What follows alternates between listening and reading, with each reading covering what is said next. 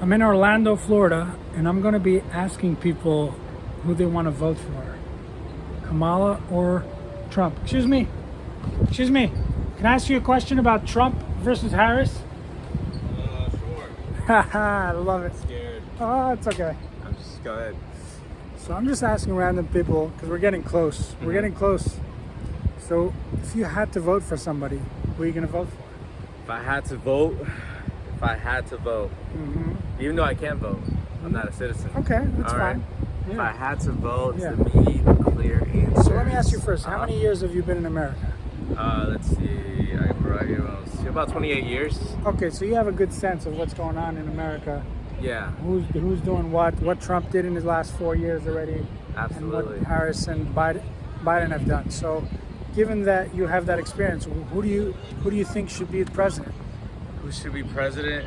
If I had to pick one of them, to me, ultimately, just based on my experiences, how I grew up, and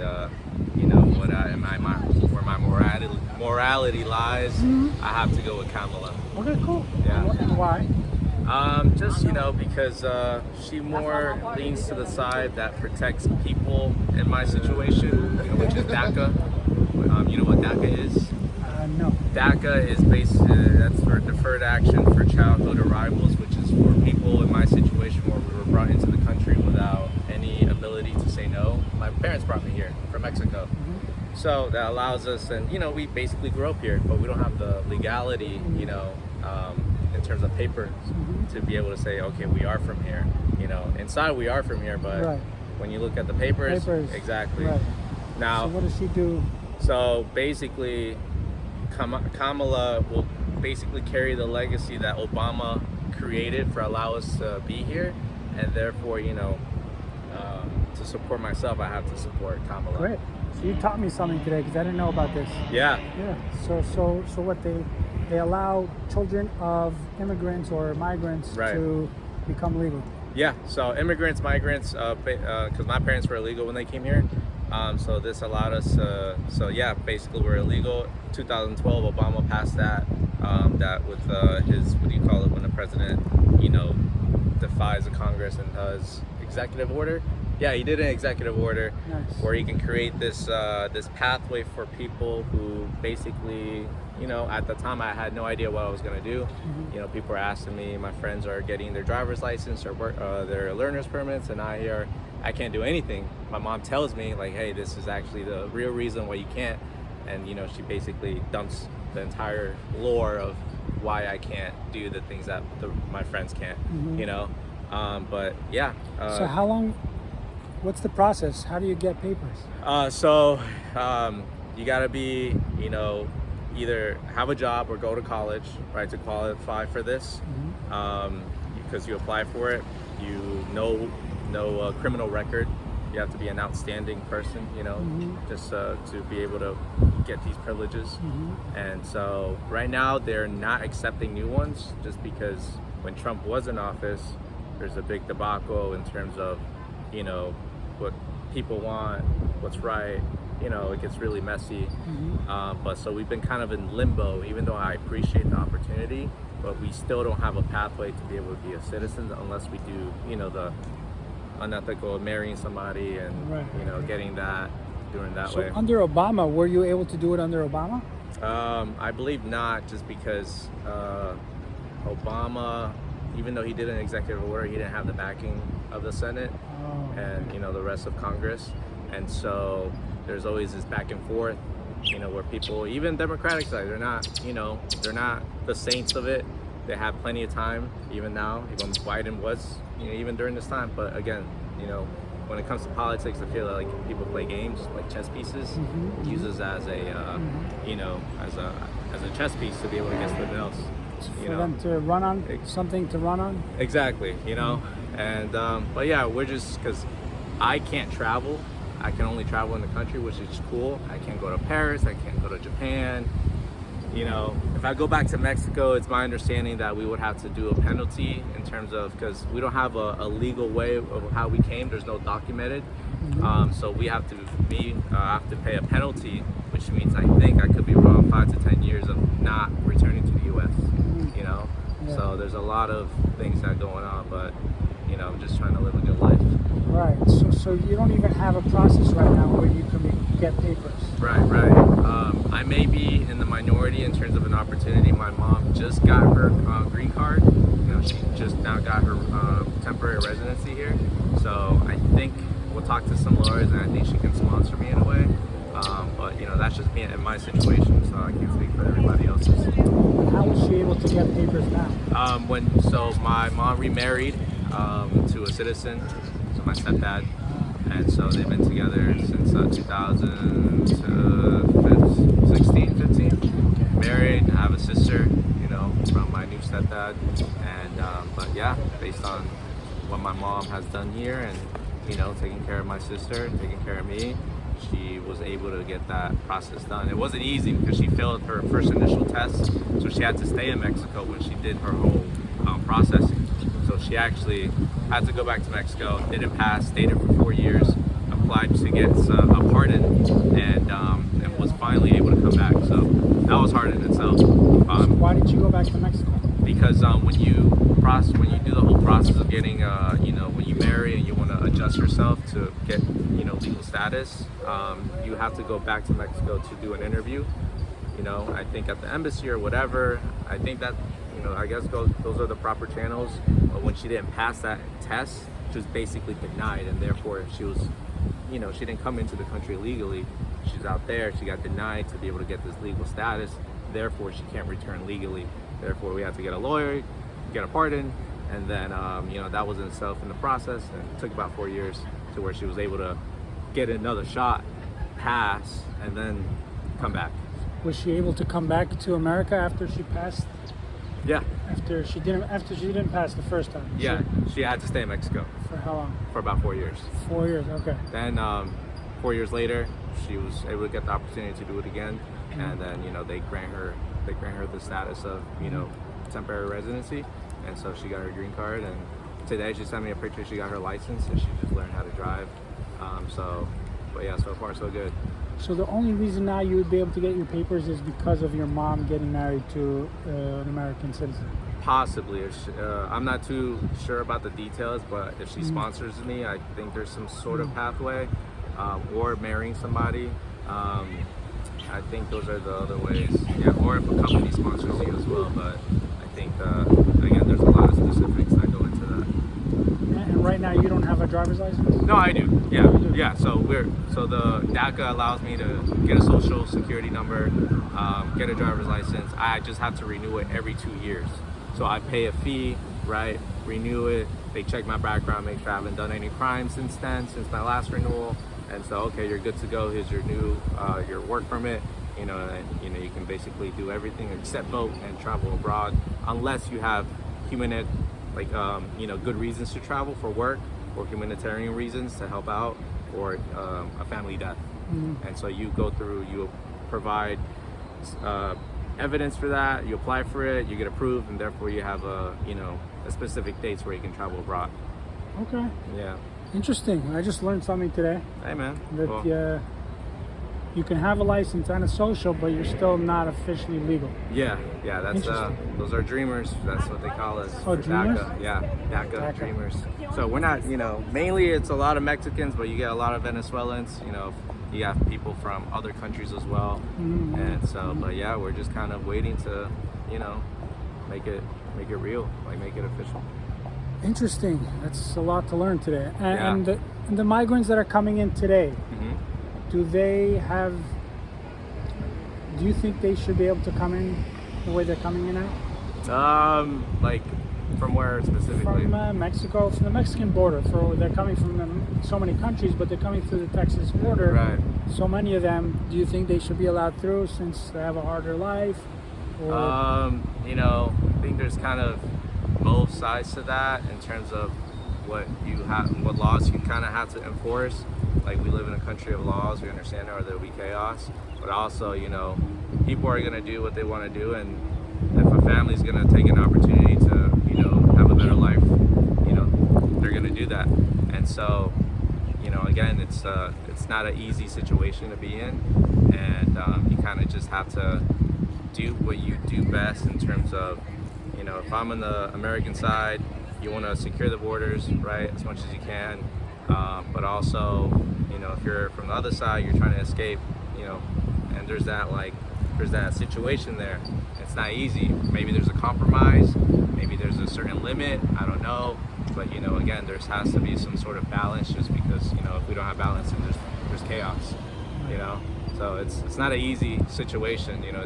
It's hard for both ends, but ultimately it's about communication, you know, seeing what works, seeing what can't work, and also talking to other countries to, you know, be a better country, you know, so people don't want to leave. Right. Yeah, so it's the world we live in. We just got to do the best of our opportunities that we get. Awesome. Thank you very much. Yeah, man.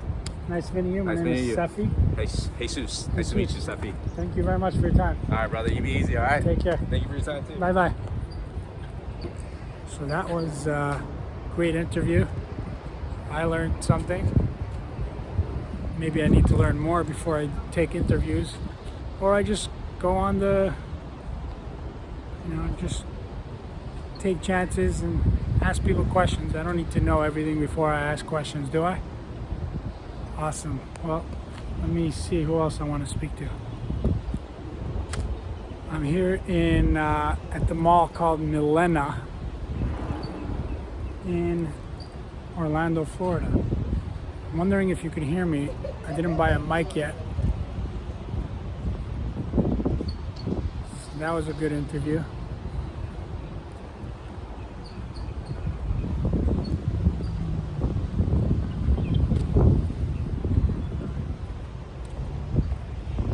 Can I ask you a confronting question?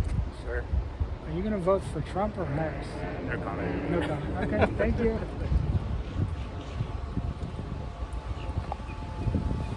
I asked it. He said no comment.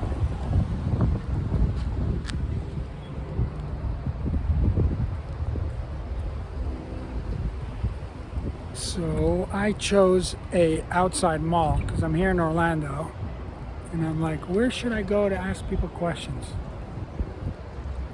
So I just randomly chose a place.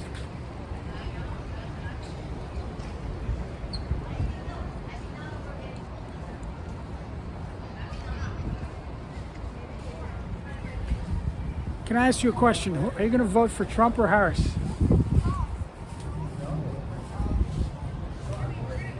No comment.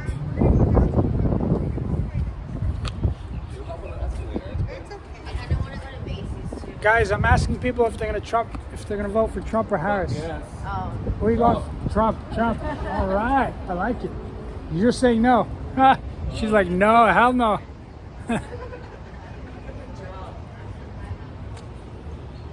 We got 2 Trumps and 1 Harris.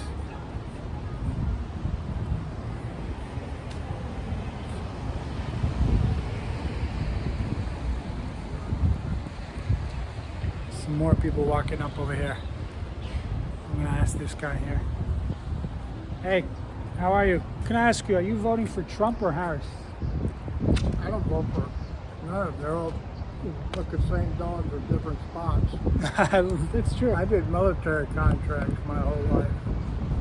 And because of the way that people buy weapons and shit, you know, they fucking kill everybody. Everybody gets killed. So with care less, it's going to be the same bullshit no matter who's in there. They've been doing it for 10,000 years. 10,000. Yeah, I mean, the Romans did it, the Indians did it, everybody does it. They get into power. But you know what's different about us? They're in there for 4 years, right? Yeah. They give contracts to all their buddies. And then when they're going to leave office, 3.5 years, their buddies bankrupt. And they keep the money that's left over. They've been doing this forever. In the wars, they start wars and then they issue contracts to their buddies. And then it makes the economy great. What the people don't realize is now we have a deficit of $36 trillion. And I don't know who's buying that money from us, but that's something that's going to have to be reckoned with. Is it China? Who knows? I don't, you know, I don't, maybe the Vatican. I have no idea. You know what I mean? So you have I've been doing this shit forever, man. I made a fortune. You know? So you've been doing this for how long? Well, I'm 70 years old, so I mean, you know, and all my friends got killed in Vietnam, so you know, it goes on and on and on. You've It's added going a to go son, on so you're- again. It's going to be again and again. I could care less who's in office. It doesn't matter. So when was the last time you voted? I vote. I don't vote, and it's pointless. Well, did you ever vote? No, I have no need to. I woke up to this shit when I dropped out of high school in 10th grade.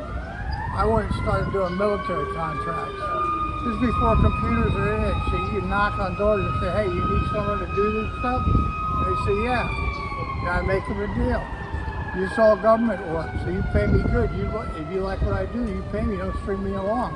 You don't like what I do, you tell me, okay? And then you don't owe me nothing. And I'll go to the next place. That's a constant steal, right? Okay. You know, that's what it is. So I made a crap load of money, man. Lots. Yeah. So you never voted? No, I don't need to. I just go with the flow. It's out of my control. What are you going to do? If you vote, what is it that you're going to do? I don't know. You know what I mean? Do you really think that a person voting is going to change anything? Here's like, okay, did you ever read George Washington's farewell address? No. You need to read that, okay? When he left office, Yeah. they said, "No, we want you to be president again." He said, "No, I'm not a king. I'm not your king." But in that farewell address, it's like 2 pages long. It's nothing, okay? Okay. He sends out a thing like what this place is, what we're supposed to do, what the whole idea, what it is, and all that.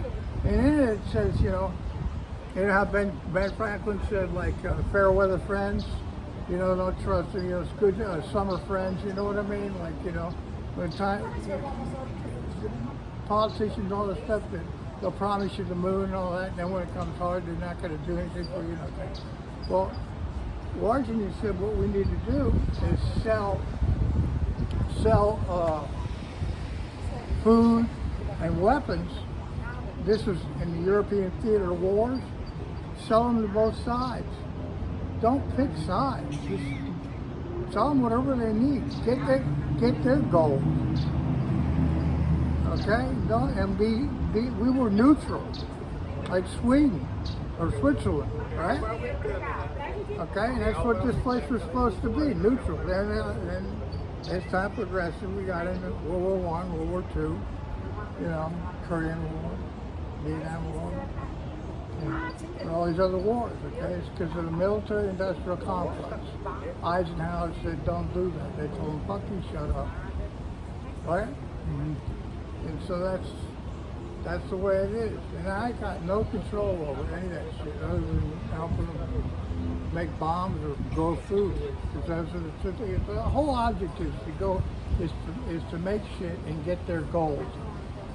That's how the real world goes around. If we hadn't been borrowing money, we'd be flush, man. You know what I mean? And that's what somebody needs to figure out how to do. With the what is it? What's the money? What's the Federal Reserve? Mm-hmm. I mean, it was never like that. We had treasurers. You know, they determined what is a dollar, and they made dollars. So it was never like this. Now we're $36 trillion in debt. You can't. How are you going to fix that? What is going to happen? What are you going to do? Sell half this place to someone? You can't. I mean, come on, really. It's so absurd. I'm glad I'm 70. I mean, you know, with my luck, we'll come up with a shot that'll live to be 100, 200 years old.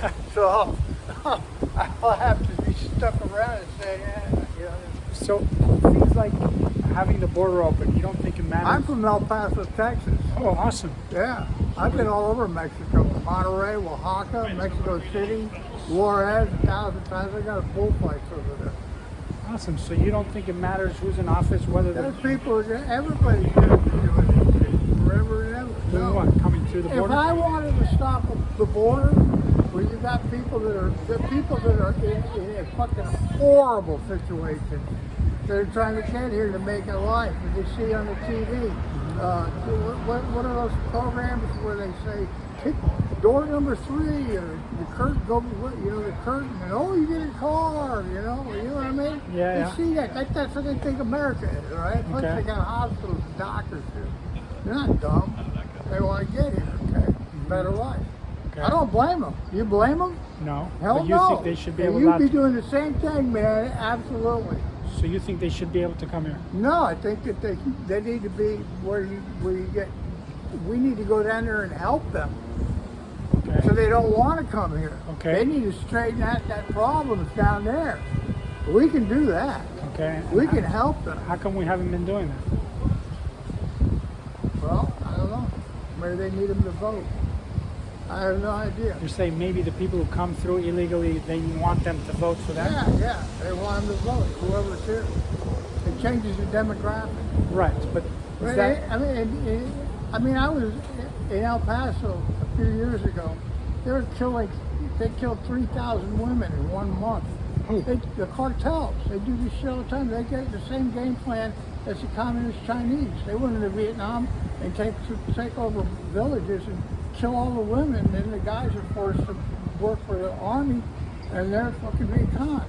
And so then we found out enough of what's going on that we ended up massacring them. And now they're our friends. We butter their bread. Go figure. I don't know what to tell you, man. no, I know, this is a great conversation. Yeah, I learned a lot from you.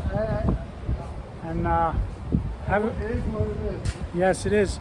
Thank. I train dogs for soldiers. You said you train dogs? Trained German Shepherds at the CNI for GIs that were blown up and blinded. Okay, and also Israeli guard dogs. I'm from Israel. Okay. Those are the dogs if you go over the line. You know, remember when they were bombing school buses? In the 90s? Yeah, when they were bombing and they'd get retarded girls and pay their families whatever 1,000 dinars or whatever to get their kid. And they put bomb vests on the little. What's that freaking mental illness that they get like Down syndrome? Mm-hmm. They get them girls and they go on the bus and the bus driver says, "Oh, she's harmless," and they blow up. She'd blow up with a phone, calling the phone, or blow up the bus. Mm-hmm. They're despicable. They do this shit. You know what I mean? Mm-hmm. And so I train dogs for them. And if you go over the perimeter, you know, them dogs would be 2 dogs and they'd knock your ass down and they wouldn't bark. And they'd get you by the throat and kill you, and eat your throat. And then while the whole time they're doing it, their big bushy tails would be doing this. You know? And these dogs are this big. You still doing These that? ain't no, but I work with chimpanzees and elephants, northern ravens. I train animals. I work with a guy, you ever seen the Alfred Hitchcock movie, The Birds? No. You never did? You need to look it up. You see it's black and white. Alfred Hitchcock. He's the one that they hired him to go uncover all the places in Poland and Russia after the war with the concentration camps, where he documented all that. Because people say, "Oh, that never happened." He documented everything. He's got movies of when they opened up Auschwitz and all the other, what is it, Baden-Bolton or whatever. Yeah, the Nazis did all this. They did all that. It's real. And it was only 70 years ago. Yeah, one time ago. Not really. Not really. Relative to your. They've been doing it. They've always done that. Like Romans did it. big deal. Whoever's a big guy guy gave his time. How did you get into the military contracts? I knocked on his door, so I needed a job. Back then there was no computer, so they never had records. And what did you actually You know do? how they have records, you know?